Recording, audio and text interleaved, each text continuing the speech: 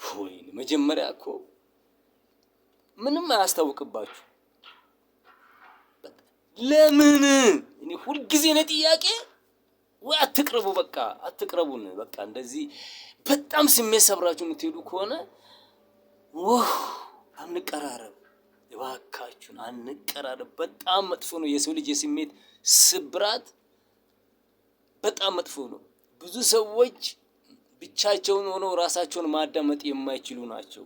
ጉዳቱ በጣም ከፍተኛ ነው። የስሜት ስብራት ተስፋ በማስቆረጥ ብቻ፣ ሞራል በመግደል ብቻ አይቆምም። ማንነትን ያስታል። በቃ በድን ትሆናለህ፣ በደም ነፍስ የምትንቀሳቀስ ሰው ትሆናለህ። እንደዛ ያደርጋል እኮ። ለምንድን ነው መጀመሪያ በቃ አትቅረቡ ሰውን፣ በእናታችሁ ስሜት አትጉዱ፣ የሰውን ስሜት አትጉዱ።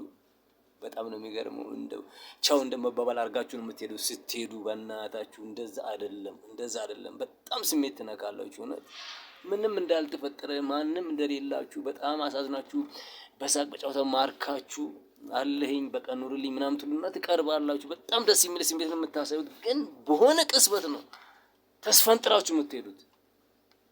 ምንም እንዳልተፈጠረ በጣም ያማል በእውነት። ሆን ብላችሁ አስመጣችሁ አሳምናችሁ በቃ ያን የእናንተ መሆኑን ያሰው ስታረጋግጡ አይ በቃ ላርግለት ልስራለት ብላችሁ የምትሄዱ ይመስላል። ስለ እውነት ነው የምናገራችሁ። በጣም ያማል። በጣም ይሄ ባህሪ ያላችሁ ሴቶች ካላችሁ ስለ እውነት ፕሊስ በቃ ወይስ ከሆነ ያረጋችሁት ይበቃችኋል። በቃ በተለያየ መንገድ በመታገኛቸው ወንዶች ላይ ያላቸውን ባህሪ ተመርኮዛችሁ በቃ የሆነ ተቀባይነት የሚሰጧችሁ ወንዶች መሆናቸውን ካወቃችሁ በኋላ ተቀባይነት ካገኛችሁ በኋላ ብቀላ የሚመስልባችሁ ሴቶች አላችሁ። ፕሊስ ደስ አይልም። ስለ እውነት ደስ አይልም በጣም። እንደዚህ ወንድ መጀመሪያ በቃ አትቅረቡ ሰውን። እንዴ በቃ መቅረብ አያስፈልግም እኮ። ምንድነው ዝም ብላችሁ መኖር እኮ ነው። በቃ ያም ሰው ዝም ብሎ ይኖርበት ባይዘው ወንዱ የሚያርግለት አንዳንዴ በቃ ማወቅ አለበት። እንደ ስሜታችሁ የሚረበሽ ወንዶች ማወቅ አለባችሁ። መቅረብ ማቆም አለባችሁ። ወይንም እኔ የብዙ ሰዎች ስሜት ያመኛል። ማየት የማልፈልግባቸው ነገር ብዙ ጓደኞቼ ላይ አይቻሉኝ። በእውነት መጥፎ ነው የስሜት ስብራት። ዋው በጣም ያማል። አም ሶሪ በጣም ያማል በእውነት።